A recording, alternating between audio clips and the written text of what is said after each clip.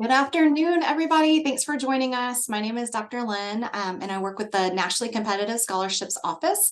We're excited to talk with 5 of our outstanding UNG students who have earned paid research opportunities to hear a little bit more about what the process is like and all of that. Joining us as well is Dr. David Patterson. Dr. Patterson, do you want to introduce yourself? Yes, so I'm David Patterson. I work with National Competitive Scholarships, mostly with STEM scholarships. So REUs are kind of in my wheelhouse. I am in the biology department and I sort of help with all stages of it. So if you have any questions or need help at any stage, I'm around and happy to help in whatever capacity is useful. Thank you. So as Dr. Patterson mentioned, our office is full service. We help students identify opportunities they want to pursue, and then we help students in the actual pursuit of those opportunities. So we help in giving feedback on your applications, interview prep, if that is something that you need. And basically, we just try to make it as seamless as possible and help you become the best applicant you can be. So each of the students that are joining us today has earned a paid research position either at a major research institution like a university, at a government laboratory, or abroad, in particular in Canada. And some of them have one more than one. These research experiences helped our students not only develop their research skills that they brought back here to UNG, but it also helped them apply for and gain other opportunities. Many are currently in the process of applying for other opportunities. Our joke is that once we get you once, we keep working with you, we keep applying for things, which can be helpful in getting along your path. So I'm excited to introduce them to you. We have a couple of questions prepared, but we also hope that you came with any questions that you might want to ask them as well. So our first question is just to introduce our panelists. Students, we're going to go around, and if you'll tell the audience your name, major, and the external research experiences you've been a part of. And Ramiro, I see you unmuted, so we're going to start with you. Okay. Hey, my name is Ramiro. I already graduated from UNG with a bachelor's in physics and cybersecurity. The research experience that I have participated on it was in REU at the University of Notre Dame. And then this year during the summer and currently right now, I've been working at the National Lab up in New York. But yeah, that's all I have done so far. So far, I love that. That's all so far. All right. Dominique, we'll go to you next. Hi, I'm Dominique. I'm a bio major here at the University of North Georgia, and my external research was at the University of Washington with their Center of Neurotechnology program. Awesome. Asia? Hey, I'm Asia. I'm a math and physics major here at UNG, and I've done research here at UNG since my sophomore year, and then I got an REU this past summer at the University of Notre Dame. Wonderful. Anna? First, my name's Anna. I'm a bio major at UNG. The first research experience I did was an REU with the University of Michigan. And then that was 2 summers ago. This past summer, I was in Canada with the University of Saskatchewan. It was not an REU, it was a different experience. But yeah, that's what I've done. Awesome. And then Haley, do you have enough bandwidth to introduce yourself? Yeah, I think so for right now. Okay, so my name is Lindsay. I'm currently a double major in chemistry. And we lost her. So I'll quickly do Haley's introduction. Haley Moniz is a double major in chemistry and biology. And she did, sorry, Haley, I was doing it for you. Go ahead. Unmute yourself. So I did an REU at University of Minnesota, Twin Cities, to do neuroscience research in summer of 2022. And then I just recently got a scholarship from the NIH to do an internship there this next summer and work there after I graduate. Awesome. So before we move on, one thing I want to unpack for our guest, a lot of students have mentioned the word REU. So REUs are paid summer research positions funded through the National Science Foundation. So that's what a lot of our students are earning. Now, there are other paid research opportunities, and I'm excited to have both Ramiro and Anna and Haley on here because they can talk a little bit about those as well. So there are also paid research opportunities at places like the Department of Energy, the National Institute for Standards and Technology, as well as international opportunities like in Germany through the Dad Rise program, as well as in Canada through the Fulbright MyTax Canada program. And there are also a couple international and national ones through the Amgen Scholars program. So a lot of times we'll say REU because it rolls off the tongue so easily, but we're really thinking about all of these different research opportunities. And it can be overwhelming. We'll talk through a little bit how our students chose, which ones they wanted to go to, how they navigated the application process. Okay, so I have a couple of questions here that we've already figured out who's going to respond to. So we're going to start with what prompted you to apply for a research experience? And Ramiro, if you'll answer this one for us. Yeah, so I was about to finish my junior year. I was in that kind of gray area where like I wasn't sure like, okay, what I'm doing after graduation, what are my plans? And I was doing physics and cybersecurity, but honestly, I didn't have like a path that I wanted to follow, like a specific passion. So I was interested at that point in nuclear physics, and I was like, okay, let me try to figure out if I really like it and if I would like to go after college to pursue like a PhD in nuclear physics. So I started researching some of the schools that did research in that area, and the University of Notre Dame happened to be one of them. So I decided to apply for it, and honestly, was a good decision. In my case, I realized that nuclear physics wasn't for me, but at least I give it a try and saw what was the field about. But sometimes it helps you kind of figure out if you're really gonna like the field or not. So it's a good idea to take into those kinds of opportunities. But yeah. That's great. And then when you applied for the DOE, was it a similar sort of mindset? Like you want to see if this is the field, and I think you found the field now, right? Yeah, so it was the same case for this internship that I have right now. I was just going like blind. I have never take material science or condensed matter, even at UNG. But honestly, learning and having the hands-on here at the lab, it actually made me to realize, oh, I actually like this field. It's something that I want to pursue. So yeah, right now I'm actually applying for grad school in this area. So yeah. Awesome. Great. I often hear when I'm talking with students and trying to get them to think about applying, there's a sense of overwhelm. And a lot of students will say, that's not me, that's just for such and such types of students. And I think a lot of students count themselves out before they apply. So Asia, I'm going to pitch this one to you. Can you tell us a little bit about how you got around that feeling of maybe you weren't quite ready or you weren't the right type of student? Well, I definitely did not feel ready because I had just started doing research. So my sophomore year, I started doing research in the fall. Um, and if you've not done a research project before, that first semester is really just like understanding what your project is. You don't even get to like do actual stuff.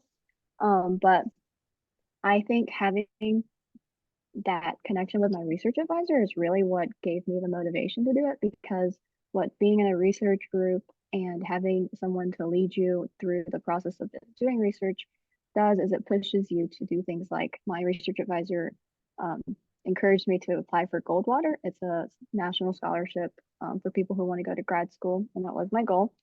So doing that whole process really introduced me to writing an application, writing like a story to get a scholarship or an REU or a position.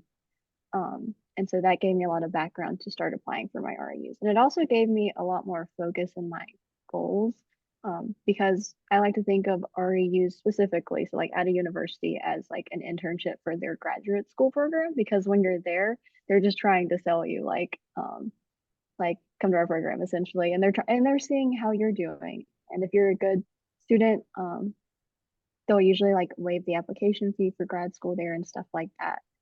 So I think having the experience of just a little bit of research and having mainly an advisor to push me to apply to these things helped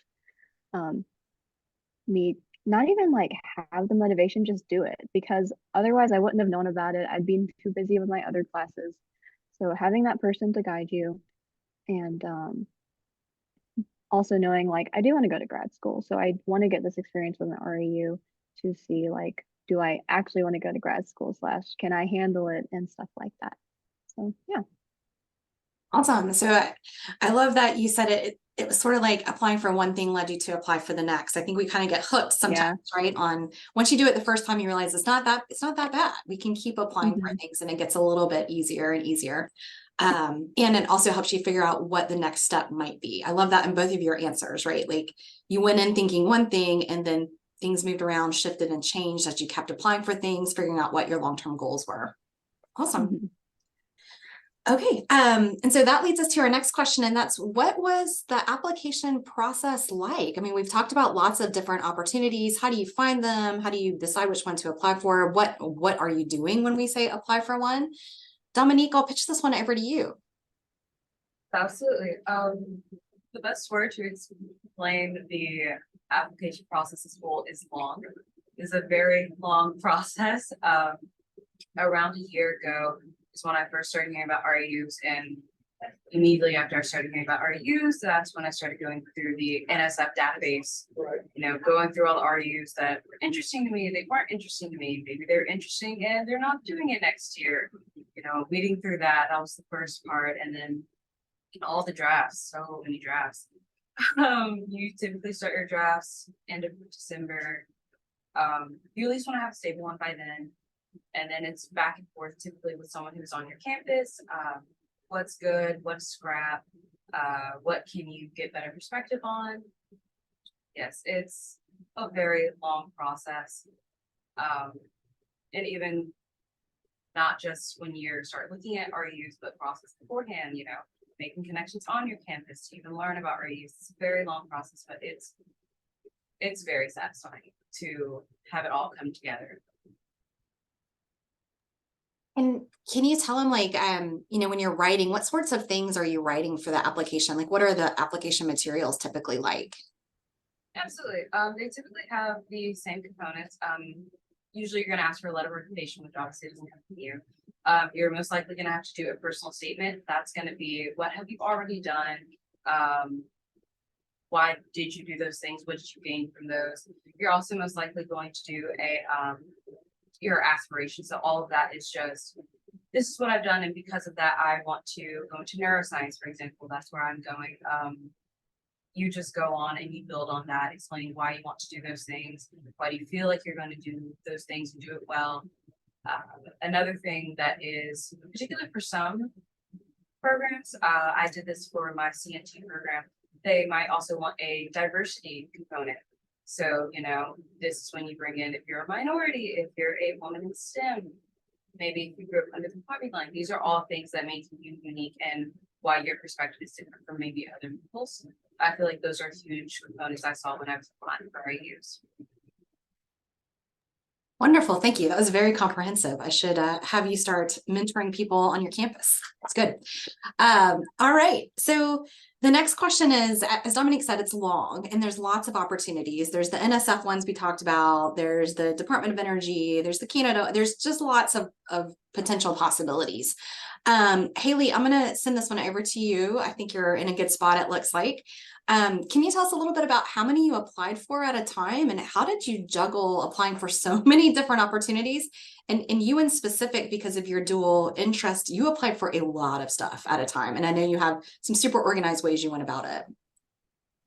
Yeah, I would say in some manner I did kind of overkill it just a little bit because I had some anxiety going into the process, like, well, you know, I know that REU applications at the time, when I applied, which was when I was a sophomore, I was like, I don't know if I'm gonna get this. Like, I've only been doing your research for about a year. So it, you know, like in terms of probability, you know, if we're going to be objective about this, I was like, to really increase my chances as a sophomore with not that much behind me compared to juniors from other schools that were applying at the time, to be competitive, I applied to about 12 REUs. Yeah. So it was almost like I'm applying to grad school, but for an REU application process. But you know, that's how it is. But the way that I went about it is the best advice I can give somebody is to create either a table in Excel or in Word, whatever floats your boat. And you need to be putting things like, okay, the school, the links to the program, due dates, and then letter of rec. So like the person that you're asking a letter of rec for, and then due dates for sometimes the letter of rec. So because every application, depending on the school, is different.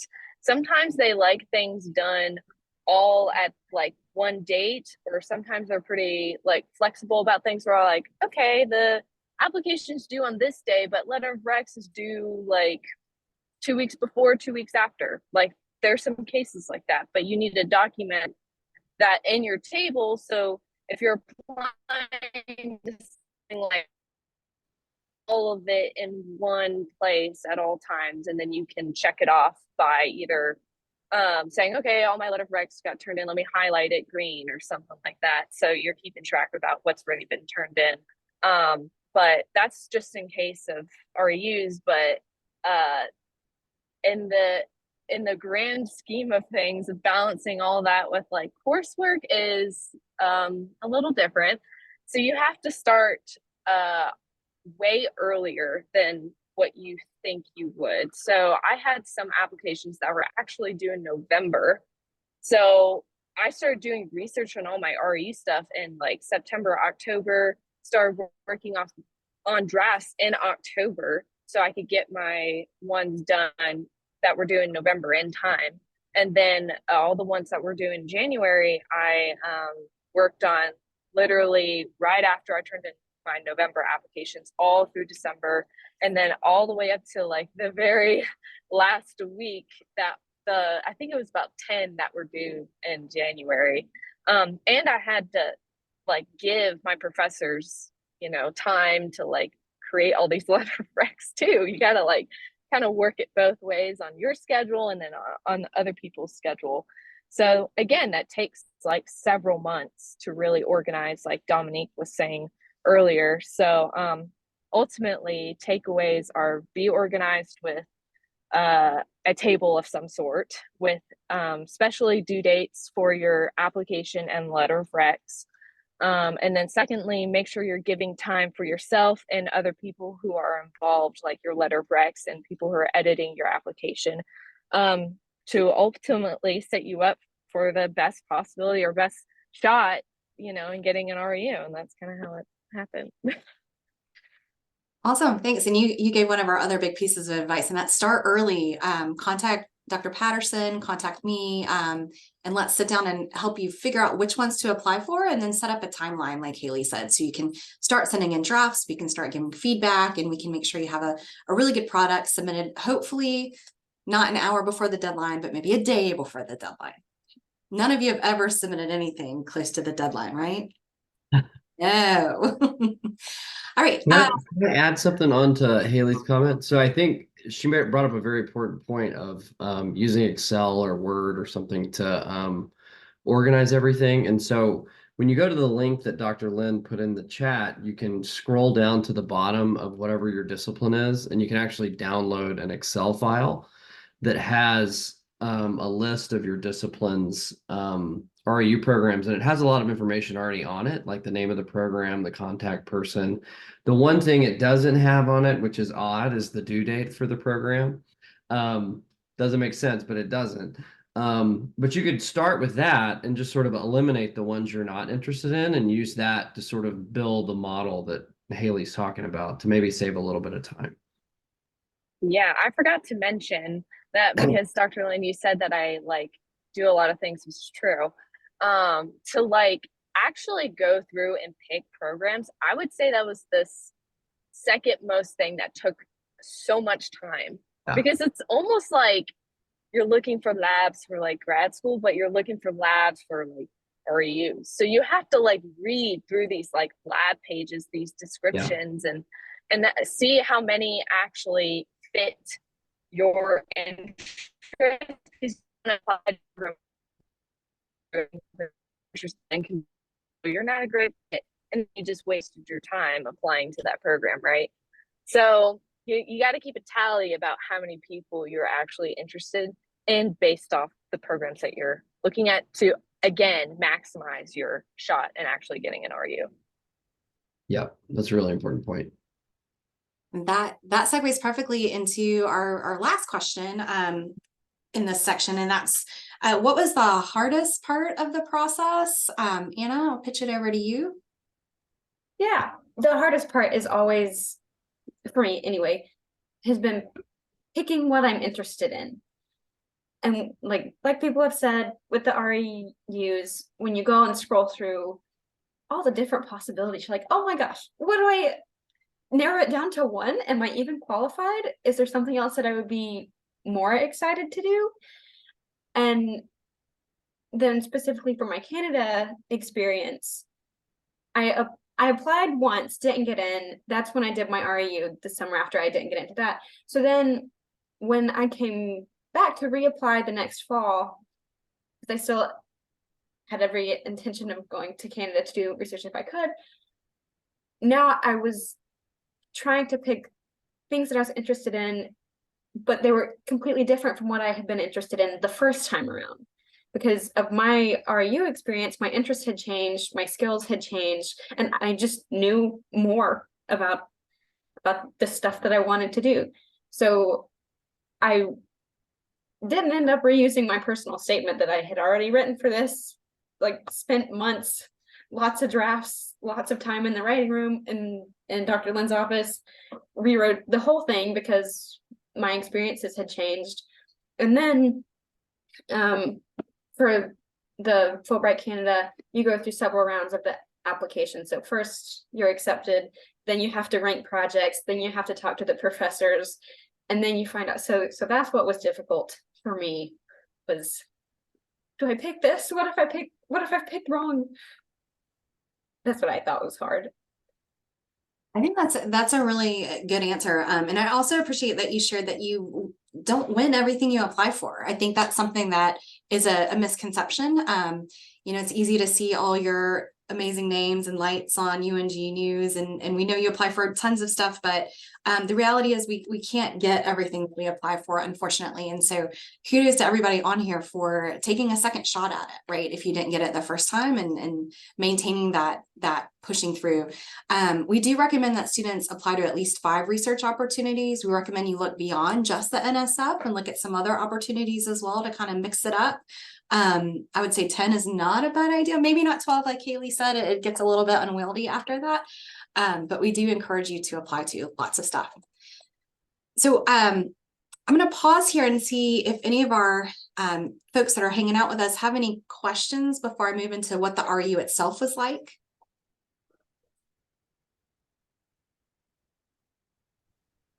Yes, I have a question.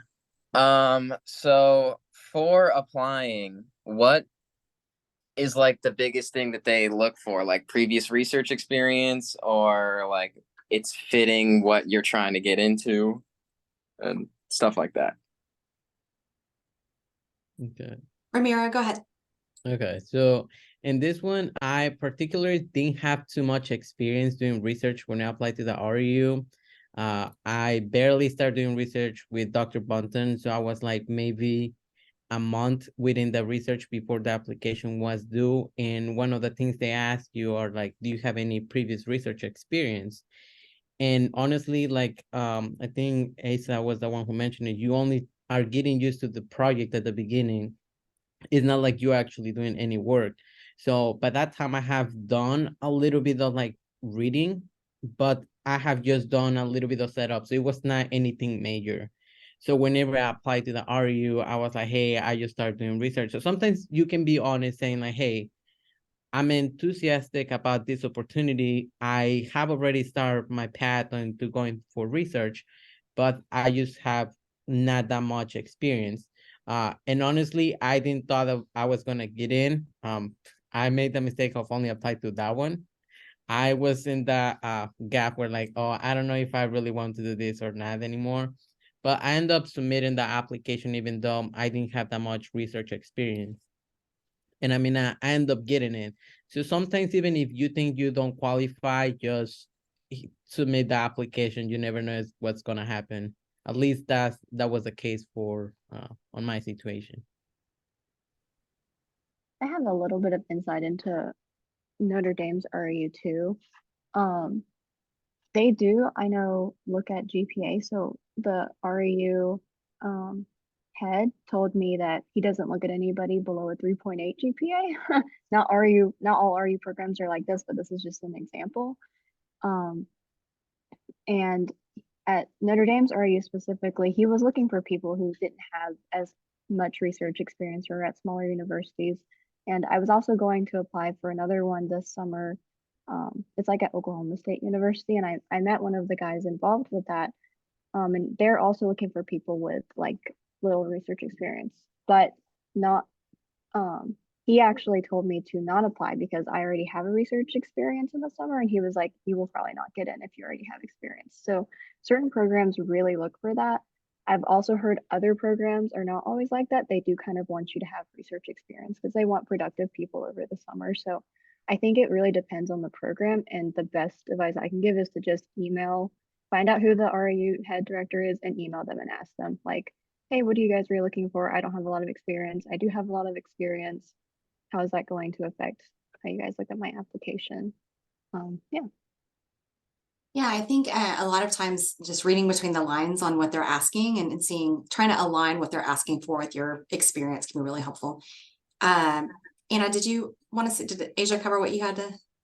Yeah, I was remembering the directors of my REU, like, oh, like what we're just chatting with them one time, like, what do you look for students like in research experience? Because they were directing an REU and we had a cohort of like 11 students. So we had diverse projects even within just the one REU. And so like, well, like how do you pick us? And he's like we don't expect you guys to have research experience when you come in. It's kind of better that you don't, because then we can teach you good habits. And the projects are so diverse within the REU that I was in that it was a learning experience for everyone, just talking within the cohort. Awesome. Haley?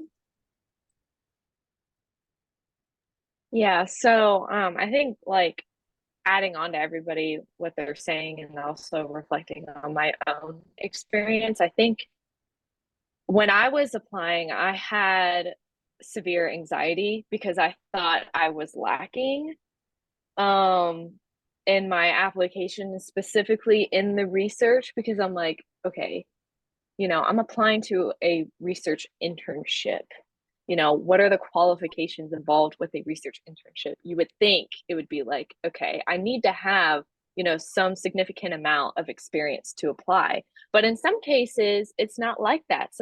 Sometimes it really depends on what your program is looking for. And I feel like you can kind of feel that out based on the way that they set up their website and application, specifically if they are targeting more on the or focusing more on diversity. That's where I think you can take advantage of that and say, okay, yeah, I don't have a lot of research experience. I only have a year and I only have this amount of awards, whatever, but I am a minority in STEM, right? And then kind of write off your personal experiences and being like, I'm extremely motivated, I'm hardworking, and then kind of sell yourself on that aspect. So ultimately, I think it really depends on, the picture or like the vibe that you get from your program of like, okay, are these people looking for very, experienced people like Amgen, like that you can't just apply to Amgen without having a good amount of experience. Because I applied my first time in sophomore year, didn't get it. And then in my junior year, I actually got it, but then had to reject it. That's a long story. But the point is, just put your best foot forward and try to pick programs that you feel like you're giving yourself the best shot at, because they look at everything. It's not just one particular thing. But I personally, from my experience, they said that a little bit amount of research experience, maybe like a semester or two, is something that they do look at, because it's rare. I would say it's rare to have people in an REU that literally this is their first time having experience. So Yeah, and so that's something that our office can help with as well, is ping-ponging ideas back and forth with you about how you might position yourself, what sorts of experiences you have that they would want to learn about. I mean, we've had first-year students win REUs. And again, I think it's part of it is finding the right fit. So that's another thing that we can work with you on, is figuring out which REUs might be the right fit. Awesome. Other questions before we talk about like the experience itself? So I wanted everyone to have a chance to talk about, we've talked about the application, right? The hard part, but what was the experience itself like, and what came out of it? Did it lead to other it sounds like it led to other applications. Anyone want to start there? What was it like? Was it different than you expected? What did you gain from it? Anna, go ahead. So to compare the two, and I've talked to Dr. Len about this, but comparing my REU experience and the Fulbright Canada research experience, the huge difference, or I guess my expectations for the Canada experience were not what they should have been because of my REU experience. And what I mean is the REU experience was very much academic based and focused on developing me as a student researcher. So I spent a lot of time talking with my mentor, designing an experiment for myself, and then running through that experiment, and then working on some of the analysis in our studio with my mentor, and then making a presentation. So I had a ton of responsibility in that project versus my Canada experience. I went up and I joined a lab and was helping collect. I mean, there was a ton of work for the projects that they already had going. So instead of having responsibility in that, I was there helping to collect data, and I learned a ton of technical skills, which I would not, I mean, if I had designed a project, I didn't have the knowledge to design a project using the skills that I have now learned at that point. But it was just a difference in my expectations based on the two experiences, which I'm glad I had them. They have both been very productive for me, but just a difference. Dominique, you're unmuted. Do you want to tell us a little bit about your experience? Absolutely. I learned a lot of patience actually in my REU. So when I was at the University of Washington, I was working with Long Evans rats, and there is understandably a lot of red tape you have to go through when you are working with animals. Unfortunately, because of that, I wasn't able to touch my own participants until 2 weeks before my presentation. So obviously I had to be very patient with that. I had to understand, you know, there is a reason I cannot touch these rats. I need to understand the process. I need to learn. And I need to be reliant on other people. I need to be reliant on mentors and other undergraduates that were in the lab that had the ability to help me and touch the rats and help me conduct my project. I think as researchers and just as adults, we want to be self-sufficient. You know, I need to do this so I can have lunch by noon. So let me do this. You know, I wasn't able to do that. So you learn a lot of patience. You also learn a lot of managing yourself, which I think we all feel, you know, we're all able to do since we're 20-something-year-olds, and you don't realize until you're there. And that's just another skill that you learn in addition to all your technical skills that Anna spoke that she also gained. You know, things like patience, things like self-managing, communication. These are all things that I had a lot of experience with in the University of Washington personally. Awesome. Anyone else want to talk a little bit about their experience before we go to your biggest pieces of advice? I can talk a little bit. Oh, Haley, sorry. I'll be short. I just for context, I had my research project in biophysics, and mine was a little bit opposite. So I kind of walked in on the postdoc student. I was gonna run his experiment over the summer, and he was leaving to go back to like India for the summer. So I had a week to learn how to run my experiment and actually do all the things. And so it was pretty intense. And it was a lot of reading research papers also that week, so you could explain like the concepts of what's happening in the project. And then after that week, it was less intense, which was nice. And it was a lot, I think, of learning to self-manage as well. And it was a really good experience. I just think I learned, I was able to use, at that point I'd been doing research for a year. I was able to use all the like soft skills that I learned through like research presentation and giving progress reports and knowing the difference between when I'm like really stuck or I'm stuck and I can kind of get through it. And doing the REU just really sharpened all those skills. Like I learned I could do research full time, and I learned how much progress I could make if you're doing research 40 hours a week versus like trying to squeeze an hour in between classes or something like that. So yeah.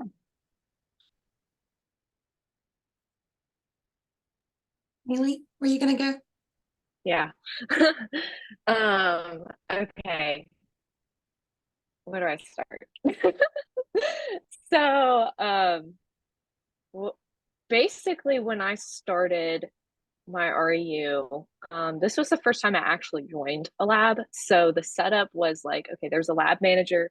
There was a master student, like, I don't really know how to classify him. He had his master's, but then he was like doing postmaster. I don't know. It wasn't a postdoc though. And then we had a bunch of undergrads because it was a fairly new lab and they just started it up about like a year ago. So they were really heavy on running a bunch of experiments, being extremely productive, but in a good way. This wasn't like torture because I really enjoyed it. But basically, the first few weeks was pretty slow for me. And that's because the technique, okay, well, the project that I was assigned to, because in my lab or in their lab group, not lab, in their lab group, they had multiple projects going on, and basically I was accepted into the lab due to my skill set is what my PI said, which is I have a very strong background in chemistry and there was no person in their lab that knew any chemistry at all. So I got assigned to a project that was mostly oriented in chemistry with like tints of like neuroscience in it. And so again, going back to what I was saying, the first few weeks were really slow because the technique was new to me and I had to really spend a lot of time with literature reading and actually learning how to operate the instrument by myself without the lab manager's help. And that took me about 4 weeks to do. So my REU was 10 weeks. So you can imagine I have 6 weeks left, 4 weeks just trying to learn the thing. And now it's like, okay, I have to actually get data because I have to present a poster by the end of this. So internally, I was panicking because 6 weeks is not a long time to get good data and then analyze it. Okay, with something fairly new. So the middle half to like the end was probably the hardest parts of the REU. Not to say that it's like, bad. It was like, okay, you're here to work. You're trying to get as much out of this as possible. So you need to be spending a lot of time in lab. I mean, that's what you're there for, right? So I spent a lot of time in lab trying to get good data because I wanted to not only present a lot, actually my posters right there. I not only wanted to present a lot of data and be like, yeah, I was really productive, but I also really wanted to build a good rapport with my PI, which is crucial when you're in a lab that you join to, because you're making connections and then your PI can then, facilitate other connections because there are other people actually on campus at the time that were doing projects that lined up with my research back at UNG. And I could actually visit those labs because my PI reached out to the other PI. And I was allowed to like visit the lab and like talk about like what they're doing and then bring that back to UNG. So there's just like, a bunch of things where it's like, you need to work hard, not only to like have a good presentation by the end, but really build a good relationship with your PI, because I mean, they will literally come into clutch way later down the line. I mean, he was one of my letter of recs for the NIH application, actually, and my Goldwater application. So, because he really enjoyed having me in his lab. But to summarize really quick, at the end, I was like doing my in vivo experiments. Dominique, you said like you didn't get to touch animals till your last 2 weeks. Yeah, I was like doing that on my last week. And like 3 days before my poster was due, I got my in vivo data because I wasn't qualified to like handle the mice at the time. And then I finally got to the point where I could do it. I got the data. Oh, it's okay. But don't panic if everything's delayed in the first 5 weeks. That's completely cool. Awesome. And I know that we are getting a little short on time. Asia, I see the class filling up behind you.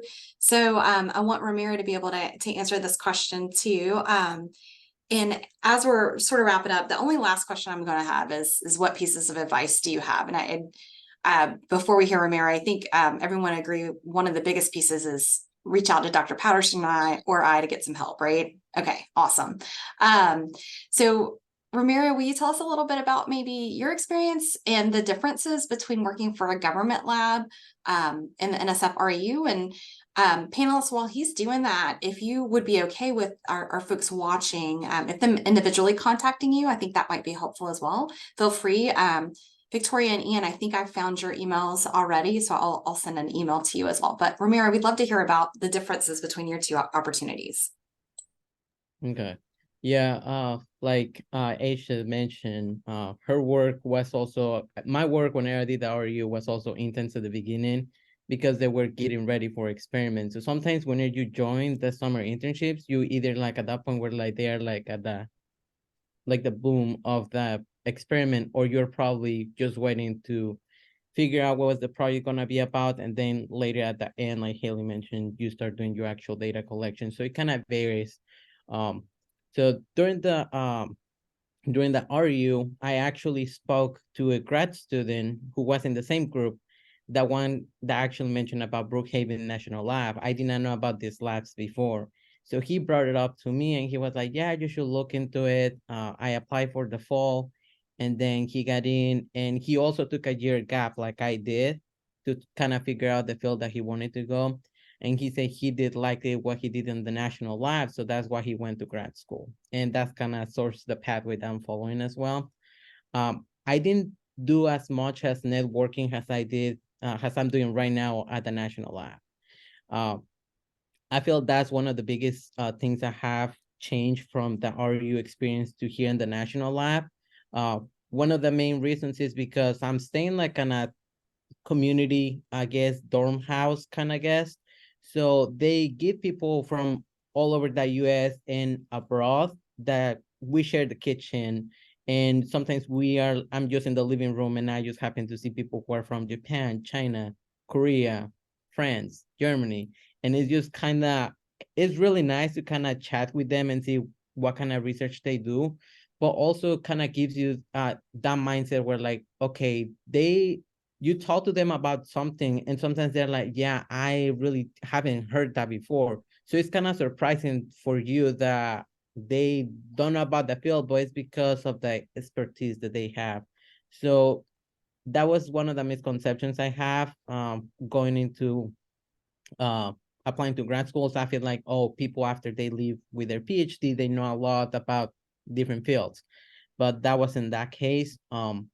One of the things that happened here to me at Brookhaven National Lab specifically was the dynamic research is slightly different than that doing at school, especially because here at the lab, you count with these like big machines. Like for example, I'm working at the National Cyclotron Light Source. So we have like 30 different beam lines where we run experiments using X-rays. And they do contributions with a lot of people from different places. Something that I have noticed more is that they focus a lot in the publications. So working in the lab actually gives you a higher chance to be part of papers if you want to be one of the authors of the papers. A lot of the time, the research that they assign you to do is also actual research that they're trying to figure out, actual work that they need to get done. So it's likely that you're gonna be part of their papers. The other advice that I wanted to give is like, even though you're probably not gonna know anybody here at the lab, just kind of open up to people, like by starting small conversations, like in the kitchen, in the living room. The reason why I say this is because I actually got to go and see one of the electron microscopes where they are modifying it to do a different kind of more dynamic experiment, which is really nice. And they can really hook you up with different professors from different places in the country or even abroad.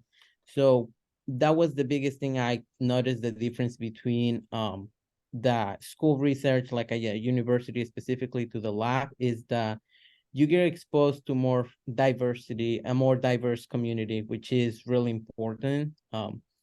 And I actually, like last week, I got to talk to one of the professors from the University of Texas at Austin. And he was explaining to me the research he's doing here at Brookhaven National Lab. And I was like, you know what? I'm really interested into that specific field. So he started giving me some feedback on it. And he was like, yeah, you should contact this professor as well. So those kind of connections with like different professors, especially if you're trying to go to grad school, is really important because you never know who you're gonna find here. Additionally to that, I had got the chance to actually present the research that I've been doing here so far at the lab with collaborators that we plan to collaborate in next research. So for example, I presented to some people at the University of New York. We did some talking about it, and it's been really good. You get exposed a lot of stuff, and they actually want you to do it. They actually want you to gain as much experience as you can. But yeah, Awesome. sorry. No, that's okay. You brought up one of my favorite parts that I love to hear about when students come back from REUs, and that's all the cool equipment that they have at these major research institutions, at the national labs. I mean, they just have like, you know, multi-million-dollar things that we don't have here. And so that's a real boon to our students to get to go and use those pieces. But I also appreciate like the networking aspect. And I think that's helped students find different things that they want to do. Ramiro, I know you're looking at grad school not only here, but also abroad because of those connections, which is really neat. So I know we're getting to the end of our time, and I want to do lightning round. So lightning round is very, very quick, 20 to 30 seconds. What's a big takeaway, a piece of advice you'd like to give students about either the application process or the REU or life in general? So I'm going to go around. Asia, I'm going to put you up first. Okay, well, I think my biggest piece of advice is just do it. It's a lot of work, as everyone has shared, but it's totally worth it because you're working at a big university. You're making a decent amount of money, and like, what else are you going to do with your summer? Like, this is really worth it. And even though it's a lot of work, like, just push yourself because you're probably capable of a lot more than you think you are. So, yeah. Love it. Anna, 30 seconds. Don't forget, yes, work hard, but don't forget to balance work with play, because when my favorite part of both of the experiences that I've had has been going and doing fun things with the people that I work with in my lab. So I spend the week working with them, and then we go rock climbing or we go to the Great Lakes, because you know Michigan is at the Great Lakes. So don't forget to have fun with the people that you're with. Awesome. Dominique. Mine's gonna very closely reflect Asia's. Just don't be the first person to let yourself say no. Let the program tell you no. Let Amgen tell you no. Don't tell yourself no. You know, you'll figure out how to write your personal statement. You'll figure out how to edit. You'll figure out all these things as long as you let yourself do it. Do not be the first person to tell yourself no. That's my biggest thing. That's awesome. Haley. So basically, once you get one, you're kind of already in the world, and then that will set you up for some really competitive scholarships. Example A and example B, C, D, and E on the screen. So just do it, and then you're in. Awesome. Ramiro, bring us home. Yeah, so I guess again, networking, but like Hannah mentioned, try to stay involved with other activities that are happening at the lab. I really like playing volleyball, so I play with people from across the entire lab volleyball. And that's how I actually met the guy who showed me his research in the electron microscope. So you never know who you're gonna see and what they're gonna tell you about it. But yeah. Awesome. So I know some of you are probably scattering to class. This is pretty much the end of our presentation. Ian, Victoria, if you have any other questions, we'll be happy to field them. If anyone needs to hop off, don't feel like you have to stay on though. I do not. Okay, awesome. And you'll see that some of the students have left their emails in there. I'm going to write both Ian and Victoria. I think you're both coming up in my I think I should be able to email you both as well, but we look forward to hopefully working with you. I am on the Gainesville campus on some days if you're a Gainesville student, mostly in Dahlonega. Dr. Patterson's in Dahlonega as well, but we also do online appointments and we'll be happy to meet and work with you as much as possible. You'll see represented on the screen students from both campuses, students from I think all of our STEM majors. So again, Dominica, like how you said that, don't be the person to say no. All right. Okay. Thank Something you. oh, sorry. Go ahead. Something that I'm just gonna send in the chat. So the Sully internship, they still open for the summer and is due January the 9th for anyone who might be interested on. But yeah. Yes, the DOE Suli it's a great one. The NIST SURF is another great one that we haven't had somebody go to for a while. Yeah. And you got chances to apply 2 times for it, even after grad school, even after you finish your bachelor's. Yeah. It's a good one. All right. Thank you. And I don't know if Thanks, any of guys. you on here wanted to stay and hang out. I know Ramiro and Asia, y'all hadn't seen each other in a while. I know, yeah. But, Ramiro, I I got mean, if your we have, number. oh. Oh,